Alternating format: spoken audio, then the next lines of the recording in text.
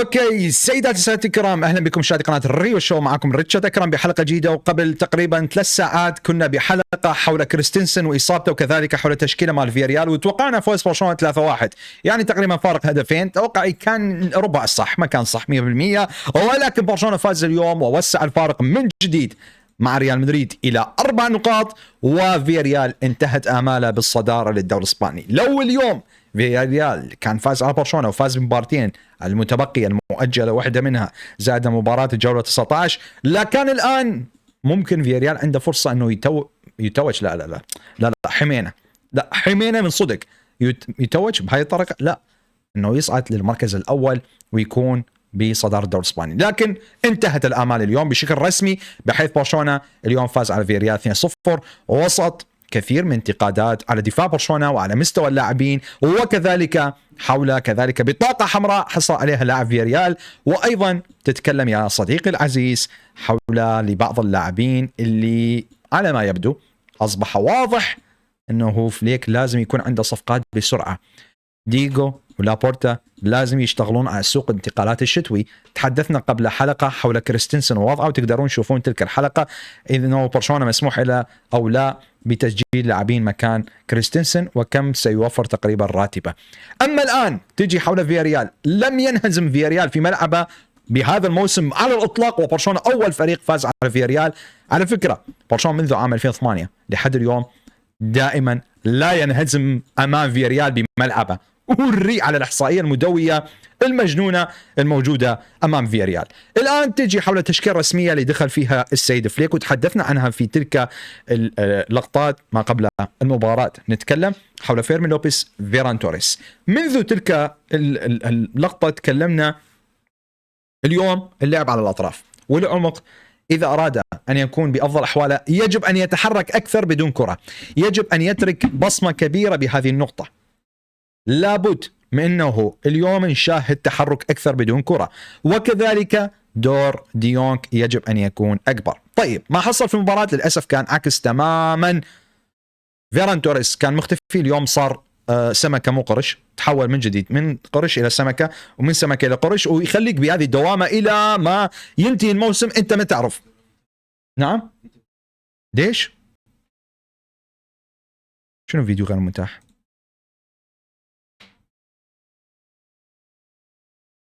دقيقة متأكد؟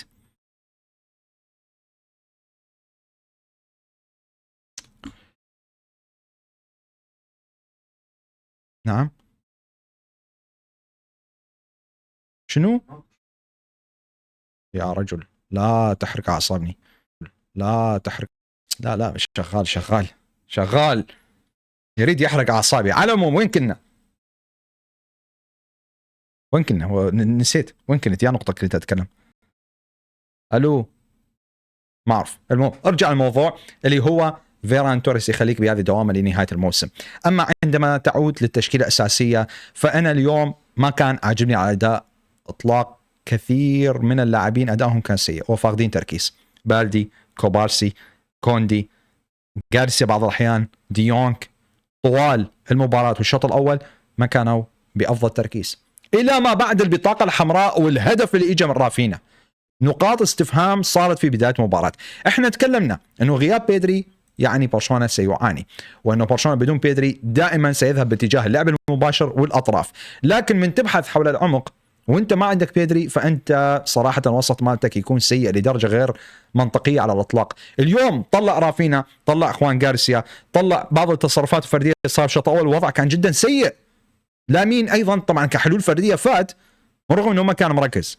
ضغط فياريال كان جدا جيد بالشوط الاول، وكان اول تقريبا 20 دقيقه صعوبه بالغه لبرشلونه انه يعملون على بناء اللعب. شوف ضغط فياريال على اي منطقه وصل. هنا خط وسط برشلونه ما تنفس على الاطلاق. خط وسط برشلونه كان جدا سيء في هذه الليله بدون من جديد بيدري، واحنا تحدثنا حول اهميه بيدري في هذه النقطه. شوف هنا العمق كله مقفول، برشلونه مضطر يذهب باتجاه الاطراف، فبالتالي هنا يجب ان يكون اللاعبين بالاطراف بافضل تركيز ويعرفون كيف يخرجون بالكره. ولكن كان هناك استعجال وكان هناك سوء من لاعبين برشلونه. شوف هنا الضغط جدا كبير، وديونغ هنا راح يتم تسليم الكره لكن تعامل معها بطريقه كان متفاجئ فيها وفقد الكره. هذه دقيقه ثانيه ليش انا انتقدت ديونج في الانستغرام؟ هواي ناس شافوا لانه اكو هواي نقاط ما عجبتني باداء ديونج ما قبل الطرد. كانت المهمه كلها ذهب بفوق راس غارسيا. اليوم غارسيا كان هو اللاعب الوحيد اللي يلعب بهذا المركز. تتكلم هنا شوف هذا ثلاثي 3-1 اوكي، ولكن من جديد ديونج كنت اتمنى انه يتحرك اكثر بدون كره، يتحرك اكثر، يطلب الكره، عنده قدره. لا تقول لي ديونج ما عنده قدره. شوف هنا ديونج دخل العمق. طيب منو راح يستلم اللعب؟ فقط عندك لاعب واحد اللي هو إيريك غارسيا، او تذهب باتجاه الاطراف. فانت هنا إيريك غارسيا ما راح تطلب منه يصير بيدري، هو لاعب قلب دفاع بالنهايه. شوف رجع الوراء، ما عنده تلك الحلول الموجوده عند من؟ عند ديونج. لذلك انا ديونج متاكد من ان تقده عنده شيء افضل بكثير يقدمه بالمباراه. ما قدم الاداء الافضل ديونج. اوكي بعد الطرد تحسن، الشوط الثاني كان افضل بكثير، ولكن بعد الطرد انا هنا ما راح اقدر اقيم ديونج بعد الطرد وقبل الطرد بشكل واقعي. قبل الطرد كان اللاعب مضغوط عليه، كان اللاعب ده يواجه صعوبه بالغه. انا متاكد عنده مستوى افضل بكثير، فلازم نشاهد ديونج اللي نريده، اللي يتحرك اكثر بدون كره، اللي يكون بالخطوط ما بين الخطوط، يتحرك بكل الاماكن كما عمل رافينا اليوم. إيريك غارسيا ناس دا ينتقدوه، اوكي انا معك. إيريك غارسيا ببناء اللعب ليس مثل ديونج وليس مثل بيدري، لكن دفاعيا كان جيد. فانت هنا لازم تطلب الدور من ديونج وليس من إيريك غارسيا. هذه مشكله كانت جدا كبيره. يعني برشلونه حتى ارتكب اخطاء هائله قلوب الدفاع، لانه هم مطلوب منهم يبنون اللعب، ماكو خط وسط. ما اعرف اذا المسؤول هنا حول دور ديونج كان فليك ام هو اللاعب بنفسه. شوف ديونج وين داخل، ماكو خط وسط. هنا من جديد جيرارد مارتن قدم تمريره كان خطا فيها، وشفنا المرتده هذه اللي اخذها فياريال. شوف خلاص راح يواجهون فرديا لاعبين برشلونه بكل سهوله، وهناك كانت كره جدا خطيره لصالح فياريال. فمن تروح على اساس المشكله هو خط الوسط وعدم وجود على الاطلاق اي حلول، وكانت هذه نقطه قويه جدا لفياريال اللي كان واضح يريدون يستغلون نقاط ضعف برشلونه بالتمركز وبالتركيز. شوف هنا دائما هذه الكرات كانت ممكن تجيب الحلول. تتكلم مرتدات مدروسه تماما واستغلال تقدم وسط برشلونه بطريقه اكثر من لازم. شوف هنا خلاص انتهى وسط برشلونه، ماكو ولا لاعب، فقط بالدي. مو معقول انه هذه الاخطاء تكون في وسط برشلونه بدون بيدري لهذه الدرجه. من جديد صعوبه بالغه في اخراج الكره، حتى إيريك غارسيا هنا اخطا فيها وكان بعيد، ومن ثم كذلك فياريال سيطر على الكره وهنا ضيعها فياريال. فتتكلم حول كم مره شاهدنا بها وسط برشلونه ضايع، كان تقريبا طوال الشوط الاول. هذه نقطة ما عجبتني في خط وسط برشلونة، من رغم أنا مع أنه بيدري وإصابته وتأثيره جدا كبير، لكن ضد تماما أنه برشلونة يختنق لهذه الدرجة بدون بيدري. أعرف أهمية بيدري وقوة بيدري وأهمية بيدري في العالم بخط الوسط، ولكن مع ذلك أتمنى أنه برشلونة يكون أفضل بكثير في منظومة الوسط، سواء من اختيارات فليك وطريقة اللعب، وسواء كذلك من الأداء الفردي بالنسبة للاعبين بأرضية الملعب. هذا هو ببساطة جوابي لما حصل بالشوط الأول، لماذا برشلونة كان ظهر بطريقة سيئة، على عكس لاعب اسمه رافينا اللي يتواجد بكل مكان، يركض بكل مكان، عبارة عن شخص مجنون بالتحرك بدون كرة صراحة تحسب إليه، يطلب الكرة بكل مكان. يا أخوان هذا اللي أحبه بأي لاعب يلعب لبرشلونة، قاتل من أجل الفريق، قاتل من أجل الفريق.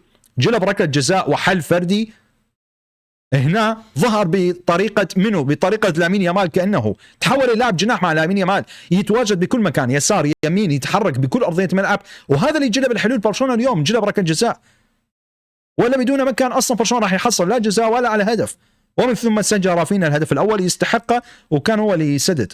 يعني خمام منو يسدد؟ فيران توريس كان يشغطنا، منو يسدد؟ لامين يامال ما يستحق يسدد بهذه الكرة. خلينا نكون واقعيين، لربما كان يكون اكو ضغط كبير اكثر على لامين يامال. رافينا حرث الملعب حرفيا، حرث الملعب، ما ترك مكان بالملعب الا وتواجد به. هذا اعطوه القائد، هذا هو قائد الفريق، هذا هو اللاعب اللي دائما يترك بصمه بكل مباراه، وبعدين تقول لي ليش هو افضل لاعب. انا بالنسبه لي هذا افضل لاعب في العالم بالنسبه لي الموسم الماضي. لاعب غير طبيعي، لاعب منذ رجوع مستواه ورجوع ووصوله. شوف نتائج برشلونه، هل هو فقط؟ لا، ولكن يلعب دور كبير رافينا، واحب هكذا لاعبين يقاتلون في ارضيه الملعب. نتائج برشلونه باخر فتره جدا ممتازه، خاصه بعد مباراه تشيلسي. هناك نتائج جدا ايجابيه لصالح برشلونه، وهذا افضل شيء ده يحصل مع فليك اللي وعد انه برشلونه سيختلف وبدا يختلف. هل وصل لمرحله اللي يطالب فيها فليك؟ على الاطلاق، هناك اخطاء، هناك مشاكل، ولكن جدا احب التحسن اللي صار بفريق والتركيز، وكذلك نتكلم حول الضرب بهذه المباريات بأقل ضرر ممكن تماما. اليوم واجه خصم صعب بالدوري. لو رحنا كذلك حول اللي حصل بشوط أول، فقط اللي أتمناه أنه هذه الأخطاء لا تتكرر. هذه الأخطاء ما أريد تتكرر، أنه بهذا الجنون يكون في وسط برشلونة. شوف هنا اللاعب بدون أي حركة معاه، نيكولاس بيبي اللي أحبه به أنه اليوم ضيع فيريال تماما، وهنا هم أنا أضاعها فيريال كم مرة. خطورة برشلونة فقط كانت على الأطراف، وهذا اللي خلى برشلونة دائما يذهب باتجاه هذه الكرات، ولكن لامين كان هناك مراقبة لصيقة جدا به. واليوم لامين من رغم أنه لربما هواي ناس تنتقد أنه لامين يامال يكثر في المراوغات، دائما يحاول خلينا نقول يستعجل بهذه النقطة، ولكن هو أخطر لاعب موجود في المباراة، نريد ما نريد. اليوم أنا حرت منه أقول هو السيء. شوف هنا كوبارسي هم أنا أعطى تمريرة وراح نيكولاس بيبي وضيعها، برغم كانت تسلل. نيكولاس بيبي ما شاء الله ضيع هذه الكرة ولا أروع. إيريك غارسيا كان عنده أخطاء، ولكن حبيت به هذه الروح القتالية اللي شاهدناها أكثر مرة، أنه يستخلص الكرة. فهذه نقطة جدا جدا مهمة لازم نتكلم عنها. ومن ثم شوف هنا بالدي، ما تعرف منو تنتقد بالدفاع، ما تعرف. كل واحد منهم كان مساهم اليوم بكرة انه يسجل برشلونة. بالدي هذا اسيست حبيبي، هذا اسيست للاعب. شوف قال له تعال تفضل حبوي، تفضل الا سجل، تفضل ابويا، تفضل بعد عيوني، الا سجل على اخوان غارسيا رأفة بتير شتيجن. والله هنا والله اخوان غارسيا انقذ كرة كانت خلاص كرة جول. ذكرنا بايام شتيجن، ولكن 2015 و16 17 وليس الان. خوان غارسيا خلاص انتهت القصة. أما الطرد فهو ليس صحيح، صح أنا معاكم، لأنه اللاعب لامين يامال لم يتوفى في هذه اللقطة، صح، أو لم تنكسر رجله. يعني سبحان الله أكو لاعب بدون كرة راح بهذا الجنون وضربه، وكان ممكن يدمر لاعب، وبعدين مارسينيو ضايج وكل العشاق ضايجين، ونيجريرا هنا تدخل بهذه اللقطة وأعطى بطاقة حمراء غير مستحقة، لأن اللاعب لم يتوفى، لامين يامال لم يتوفى في هذه اللقطة. فإذا معاه الحق أنه اللاعب لا انكسرت رجله ولا مات ولا حصل شيء معاه، فليست بطاقة حمراء. هذا هو المبدأ بالنسبة لي كثير بهذه اللقطة. تدخل على الكرة بدون أي معنى، راح بالتهور قاصد رجل لامين يامال، فأكيد بطاقة حمراء 10000%، وليس سرقات كما يحصل بكثير من اللقطات ما حد ما يتكلم عنها. انا خايف بس لقناه ريال مدريد هم تطلع في التقرير، ما استغرب هسه انا داعم البث المباشر بعد المباراه انه قناه ريال مدريد عامله تقرير رسمي بفت 20 صفحه انه نيجريرا وفساد الدوري الاسباني، واعطوهم ركله جزاء واعطوهم بطاقه حمراء، وكانوا سبب ايقاف هذا الفريق اللي نفسهم اعترضوا على اقامه المباراه بامريكا، ومن ثم ما تعرف شيء يريدون. ولكن مستغرب لحد عن اختفاء قناه ريال مدريد، شكلهم لربما صاير عندهم فد شيء يخليهم حاليا ما متواجدين، علامات استفهام، عدم ظهور لحد عن قناه ريال مدريد، ولا هم شنو راح يظهرون بعد فضيحه يوم الامس على تلك اللقطه اللي ما تكلموا عنها ولا حكوا عنها ولا هوايه لقطات، بس يلا عادي اعتدنا ببساطه. اما لو تروح بعدها برشلونه كان افضل، وهذا شيء طبيعي بعد طرد بعد النقص اللي حصل بفياريال. تتكلم هنا برشلونة بدأ ياخذ حرية، وبدأ لازم يكون يتحرك أكثر على مود يعمل نوع من الإرهاق البدني لفياريال، وهذا ما نجح به برشلونة. مارسينيو قلت خطورته وفريقه بالتحديد، ومن ثم جاء برشلونة بالشوط الثاني كان عنده فرصة وسجل لامين يامال الهدف اللي كانوا هذا على طريقة EA يا رجل، تحس على طريقة EA والأخطاء تصير بالفيفا. أوكي هي حاليا اسمها EA سبورت. شوف هنا ديونغ ضيعها، بعدين ليفاندوفسكي اعطى يسموها بالهواء، شوف يا حبيبي مقصيه بالهواء. على العموم ديونغ رجعها هنا تحسب الى عمل اسيست، ولا مين انهاها في المرمى وسجل الهدف. وديونغ تحسن بالشوط الثاني كان افضل بكثير. شوف هنا هذه اللقطات اللي اتكلم لك يا سيدي العزيز، ديونغ يتواجد بتغطيه هنا ومن ثم يصعد بالكره بهذه الطريقه. شوف هنا هذا اللي انتظره من ديونغ، ولكن هنا ماكو ضغط من لاعبين فياريال. هذا الشيء أريد من ديونغ حتى أثناء الضغط عليه يكون بهذه الطريقة، وأنا متأكد عنده قدرة بهذه النقطة. ومن ثم تتحدث حول إنقاذ لخوان غارسيا مرتين. أوضح لك خوان غارسيا لماذا هو من أهم صفقات برشلونة بآخر 10 سنوات. أعتقد خلاص هذا من أهم صفقات برشلونة بآخر 10 سنوات هو خوان غارسيا، اللي من جديد يثبت نفسه بأشهر قليلة مهما كان المدة اللي فيها باقي الحراس. لكن هذا المركز كان يعاني، هذا المركز كان به خذلان غير طبيعي، هذا المركز كان فيه كمية من المستوى السيء اللي ما كنا نشاهد حارس يتصدى في برشلونة. هذه من رغم تسلل أنقذها الرجل بطريقة ولا أروع، ومن ثم هذه كرة أخرى، كم كرة أنقذها خوان غارسيا بهذه الطريقة. يا رجل رهيب رهيب رهيب رهيب. أحلى شيء المخرج أنه هو عنده فتح حقد بحيث كل شوية مطلع تير شتيجن، ها ده تشوف عمك هيك احقد باوع عليه، اتفرج استمتع، خلي هيك حقد بداخلك، حقد. هذا هو الحارس، نفس اللي كنت تطالب فيه يا عم تير شتيجن في بداية حياتك ومسيرتك المهنية بكرة القدم مع برشلونة، كنت شاب وصغير، هذا اللي طالب فيه خوان غارسيا، وممكن نتقابل وعملت مشاكل ولا زلت تعمل مشاكل. هذا يوضح لك انه انت كنت سيء، لم يكن الجمهور ينتقدك من فراغ، مستواك نزل تماما اخر سنوات، واليوم اوضح خوان غارسيا لماذا برشلونة مشتاق ان يرى هكذا لقطات، ومشتاق ان يرى حارس مرمى كبير وينقذ برشلونة مثل هكذا كرات. هذه نقطة مهمة تماما لتاريخ برشلونة بآخر سنوات ولما هو قادم. فخوان غارسيا هي صفقة رهيبة تم خطفها من اسبانيول، والمباراة القادمة امام اسبانيول ده يقولون محذرين، يعني اكو تحذير كبير للشرطة، راح يحضرون عدد اكبر، راح يجيبون فئران يرموها على خوان غارسيا حارق دمهم لاسبانيول. الله يستر بتلك المباراة راح تكون بعد تقريبا ما يقارب 12 يوم او 13 يوم بحيث التوقف حاليا لاعياد الكريسماس. فتتكلم حاليا خوان غارسيا، انتهى الحديث حول موضوع الحارس المرمى واهميته. نتحدث حول الشوط الثاني. لامين يامال عمل تصفير على الجمهور فياريال بعد المباراة اللي شفناها الصافرات عليه، ولكن فليك عمل تبديلات شاهدنا فيها راشفورد ليفاندوسكي، وشاهدنا كذلك طبعا ادخال بيرنال، ومن ثم كاسادو مكان كوندي. أسوأ شيء هو إصابة كوندي. راح تقول ريتشارد مو انت تنتقد كوندي، صديقي العزيز انا معك، رغم انه هو سجل في مرمى اليوم، يعني دا اقول لك كل لاعب تقريبا عمل اسيست لفياريال، كوبارسي، جارت مارتن، تتكلم كوندي وبالدي، الدفاع كله حالف على خوان غارسيا، ومع ذلك تصدر لي هذه الكرات، وبعدين تجي تقول لي ليش. بنفس الوقت تجون تقولوا لي ليش فليك يعمل على دفاع المتقدم؟ يا رجل هذول هم الدفاع مالتك يريدون يسجلون مرماك. فليك عنده فكره ما حد ما شافها، هو مقدم الدفاع لانه الدفاع يريد يسجل بمرماه، فطبعا يقدمهم، يريد يبعدهم عن حارس المرمى، فيعمل على خطه التسلل. ما شايف لاعبين بس يريدون يسجلون مرمى فريقهم. بالدي كل شويه معطب الجهه، كوندي يسجل في مرماه اكثر مما يسجل بفريق الخصم. تتكلم كوبارسي في اخر فتره نازل مستواه مع كميه الارهاق البدني اللي يلعب عليه، وكذلك ماكو منافس له.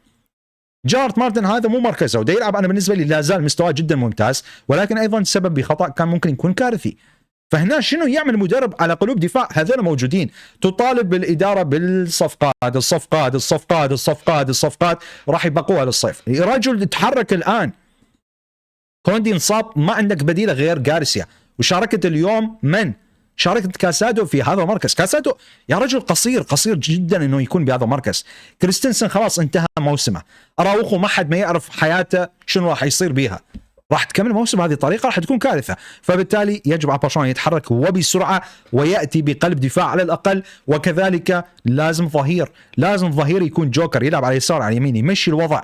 ما نريد ظهير عالمي، ما نريد ظهير سوبر ستار، ولا نريد قلب دفاع يختم مسيره مالديني وبويول وراموس وكل المدافعين في العالم، لكن نريد مدافع يمشي الوضع مع باقي اللاعبين. الان مع اصابه كريستنسن خلاص انساه. اراوخو انا بالنسبه لي حاليا اخليه بقامه الوهمين، ما موجود، ما اعرف، ما اقدر احكم عليه، وراح يكون بديل. منو راح يكون هناك؟ كوندي الان اصابته لربما تكون اسبوعين 3 ليست قليله، ما معقول انه انا اطلب من إيريك غارسيا كل شويه يكون في مركز بمباراه. فهذه نقاط جدا مهمه ايضا لما هو قادم. راح نتحدث حول سوق انتقالات، وانا اعتقد ان برشلونه لازم يتحرك وفليك راح يلح، ولكن لست مطمئن من ناحيه الاداره وكم راح تخصص مبلغ للميركاتو الشتوي، لانه تركيز على الميركاتو الصيفي ويكون اسرع على مود لابورتا يفوز انتخابات. لكن هذا لا يعني انه بشكل نهائي لا يوجد صفقات، لا راح يكون اكو صفقات، بس ما اعرف الاسماء، لانه الاسماء اللي تم حديث عنها من باستوني وغيرها هي تحتاج اموال كثيره وما راح تحصل في هذا الشتاء. لكن صفقات مثل ماركيهي، باو توريس، ما اعرف هكذا صفقات، اسماء بخبره، لا هذولا تماما غير شيء. إصابة كوندي ليست خطيرة حسب الأخبار الأخيرة حاليا تظهر. تمام، خلينا ناخذ تعليقات سيد عزيز ونغلق الحلقة ونختم حديثنا حول الفوز. كان جدا مهم ولكن نقاط شوية مزعجة. دا يتكلمون أن إصابة كوندي ليست قوية، وانه اسبوعين اعتقد، يعني راح يكون متاح ببدايه السنه او على الاقل للسوبر. فخلينا ننتظر، راح نشوف بعدين الفحوصات اللي راح يتم نشرها والاعلان الرسمي عنها. هسه سالوه عن الصفقات، فليك يقول ساتحدث مع ديجو غدا لا اعلم حاليا. خلاص يعني هي واضحه، انا تكلمت حول لسان فليك بدون ما يتحدث. مدافع يستحق السجن. اخوي عادي عادي عادي، هذه مو طرد اخوي، مو طرد. رافينو هو المدرب داخل الملعب، يا رجل رهيب، يا رجل يقاتل. والله اتذكر تلك اللقطه في دكه احتياط عندما رافينو راح وواسى فليك بتلك اللقطه، اثبت انه بالفعل يريد فليك ويحب فليك ويحب الفريق لهذه الدرجه، واحب بالتاكيد هكذا لاعبين يقاتلون من اجل الفريق بهذه الدرجه. إريك غارسيا افضل من ديونج. شوف إريك غارسيا دفاعيا افضل بكثير، لكن مشكلته اكيد ما راح يكون بيدري ولا راح يكون بنفس خفه لاعب وسط ديونج. انا ما عاجبني بتلك الطريقه اللي اريد اشوفها مع ديونج. انا مدى انتقده، واكون ناس تحب لاعبين اكثر من نادي، علامه استفهام تحصل مع ديونج، مع تيرشتيجن، مع راوخو، مع هواي لاعبين انتقدهم. ديونج نجم وعلى العين على الراس، لكن هل قدم اليوم مستوى المطلوب منه؟ لا، لا زال بعيد حول المستوى المطلوب منه. بعد منتصف الموسم الثاني تتذكرون كيف كان اداء افضل بكثير. هذا هو ديونج اللي اريد اشوفه، فاتمنى ان يعود ديونج. نعم اليوم ارقامه جيده، لكن تعالي قبل طرد وقبل هذه اللقطات هنا ما كنت مستمتع معه. انت تحب اخوان، بس والله شتيجن افضل. منو كاتب التعليق؟ شوف هو لو يشجع فريق يكره برشلونه، لو تماما احنا ما نفهم كره قدم. تيرشتيجن افضل من اخوان غارسيا، يعني يلعب اساسي. تمام تمام يا ربي. بدنا مقاطع من طرفك على كل شيء يخص اسرار تيرشتيجن. يعني كيف اسرار مثلا؟ شنو اجيب اسرار عنه؟ خلاص هو الرجل على الاكثر يعني بطريقه للرحيل ان شاء الله، اذا لم يتعارك كذلك مع ديجو. فما يا اسرار نتحدث. حبيبي احلى سلطنه عمان، شكرا حبيبي.